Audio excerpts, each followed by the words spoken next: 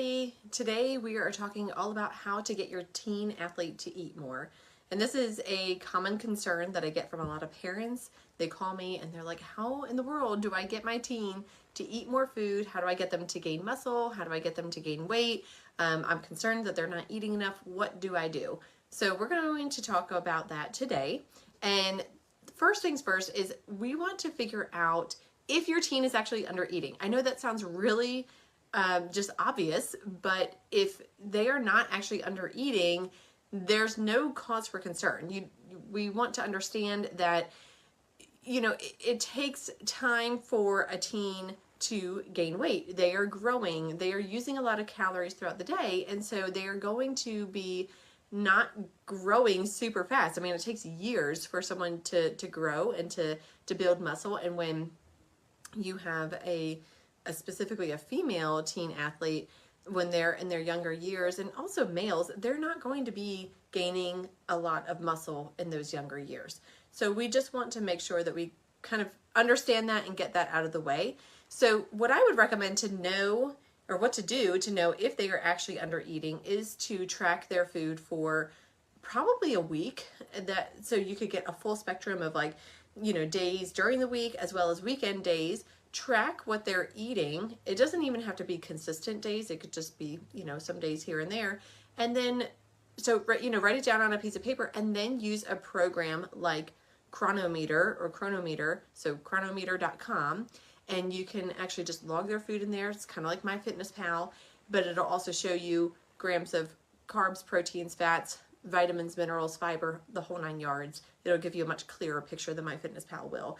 So you can log the food in there to see the total amount of calories that they're eating. So for a female athlete that is doing a moderate amount of exercise, they should be eating about 2,200 to 2,400 calories a day. And if they're doing high intensity work most days of the week, then they should be eating 2,400 upwards of 3,000 calories a day.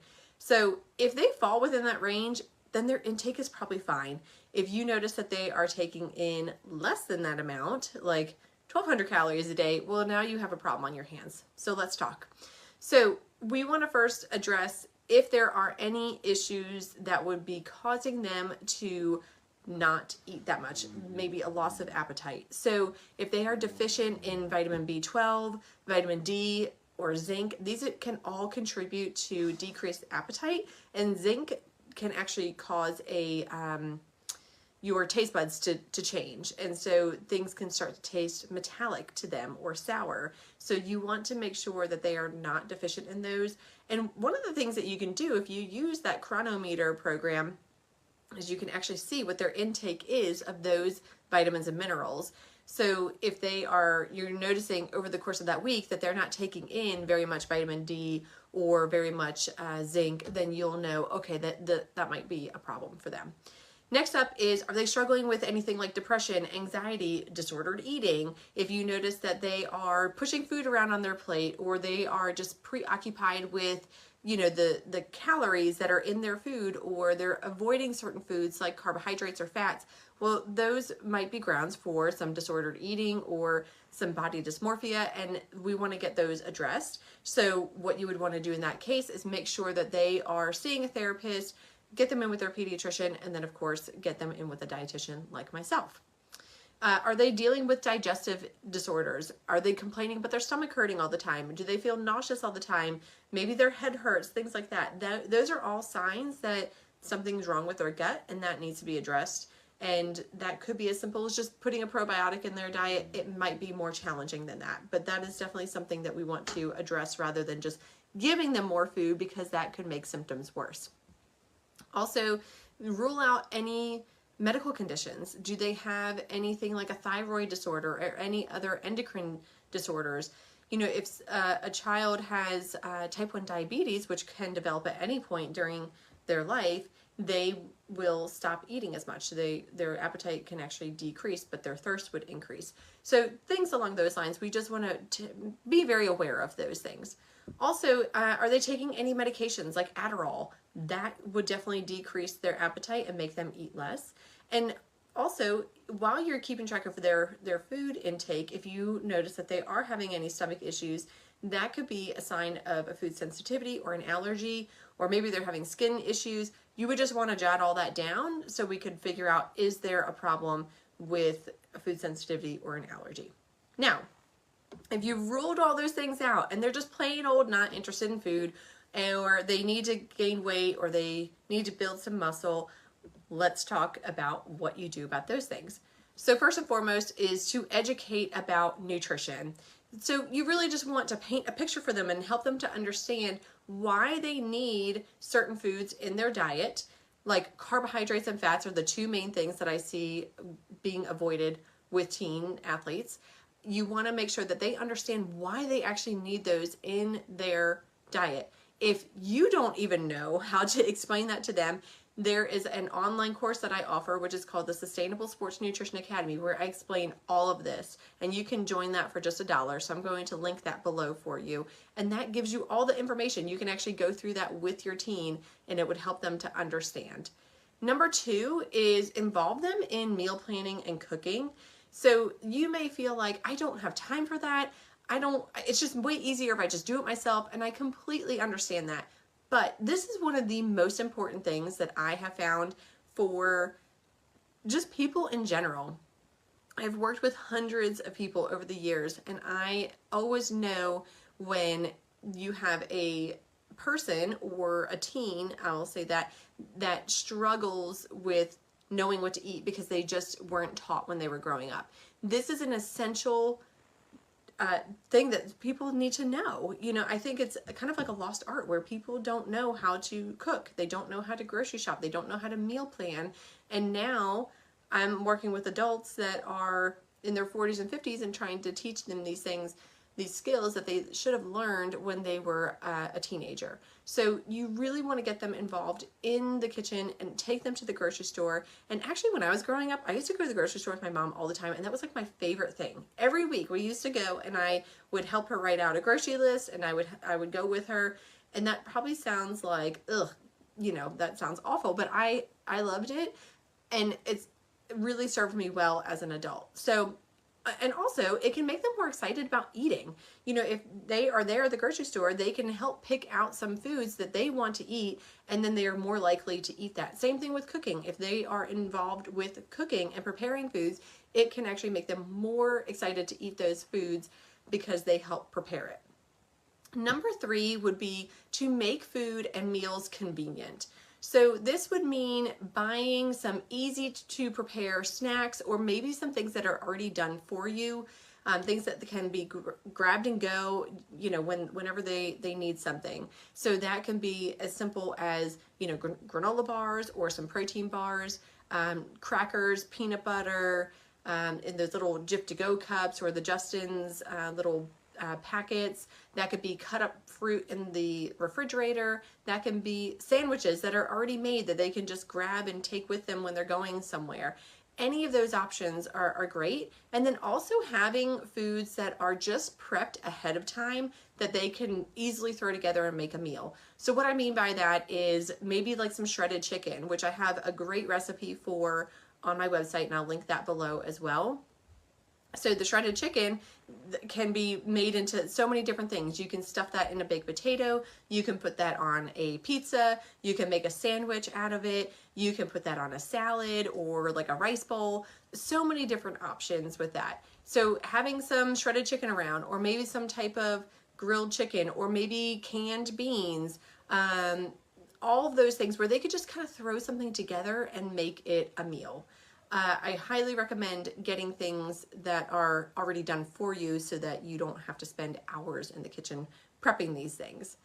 All right, number 4 is encourage eating at regularly scheduled meals and snack times. Even if they're not your snack times, the teen needs to have regularly scheduled snack times throughout the day. So, of course, they need to eat breakfast, lunch, and dinner, and make those at normal, or I shouldn't say normal, but regularly scheduled times throughout the day, and then fill in the blanks with snacks in between there. So what I mean by that is if they wake up at 6 a.m., they should be eating breakfast within an hour of waking up. So let's say they have breakfast by 6:30, then count off every 2 to maximum 4 hours, ideally every 2 to 3 hours, for them to have a snack in there. So if they're eating breakfast at 6:30, now by 8:30, 9 o'clock, they need to have a snack.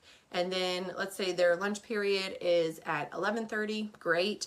Now you can count off about 2.5 to 3 hours in there. So maybe we could stretch it a little bit so they have, a pre-workout snack before their practice. So maybe they're going to eat at 2:30 or 3 o'clock, have a pre-workout snack, they have practice. As soon as they're done practice, they have a post-workout shake or smoothie, and then they go home and eat dinner.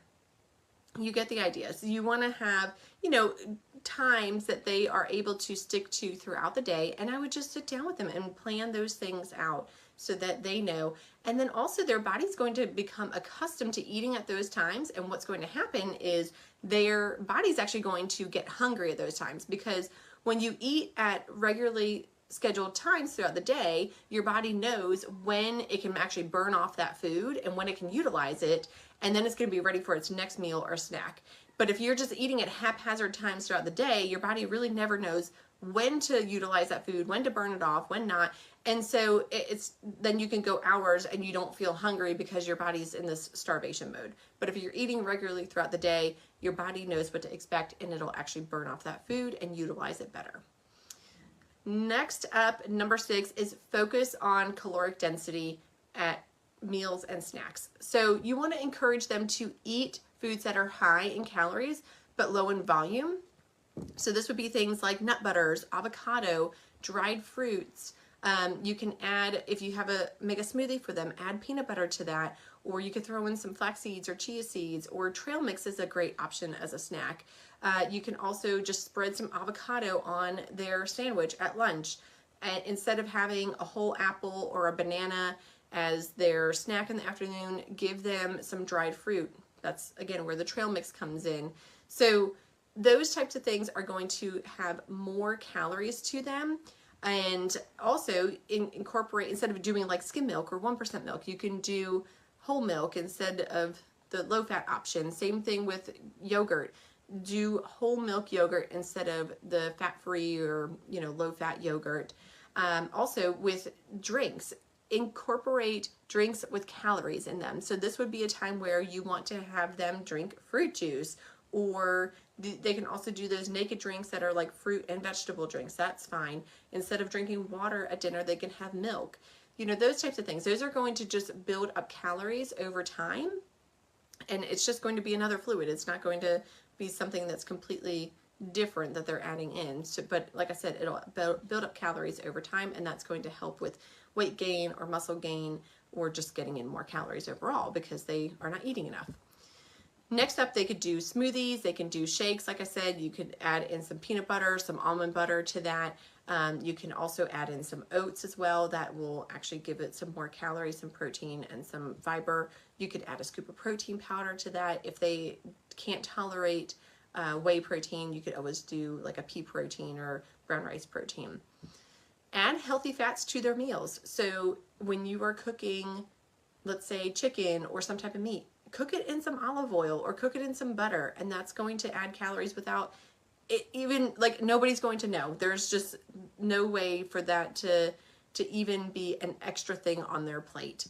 Make sure that you are incorporating protein-rich foods. So they are eating things like eggs in the morning for breakfast. They're having some beans if they're vegetarian or vegan, or they just like beans. Chicken, fish, steak, pork, all those types of things. Venison if you eat that. Make sure that they are eating carbohydrates throughout the day, and I would suggest not stocking up on high fiber carbohydrates, because that's going to take up a lot of room in their stomach. That doesn't mean that you need to avoid brown rice and whole wheat bread at all costs, but what I do mean is don't push the fiber, because fiber is going to bulk up in their system. It takes longer to digest, and so it's going to make them feel fuller longer. So if you stick with more white rice and white potatoes, white bread, that type of thing, they will still get the fiber over the course of the day because they're eating enough, but it will take up less room in their stomach. And lastly, you want to make sure that they are incorporating pre and post-workout snacks. So this is a great opportunity to get in calories, and they definitely need it to give them the energy during their training session, but then also to recover well after their training session. So if you feel like you need help with this, head on over to my website. I'll link it below, but check out the Sustainable Sports Nutrition Academy. This teaches you everything from A to Z in terms of sports nutrition. You know, what is a carbohydrate? What's a protein? What's a fat? To how do I put it all together for my teen? And then how do I prepare meals? What do I keep on hand for them? So on and so forth. How do they eat when they're on the go? All the things. And they can learn at the same time. You could both do it together, and you could try it out for just $1. Like I said, I will link that below for you. Thank you for watching, and have a great rest of your day.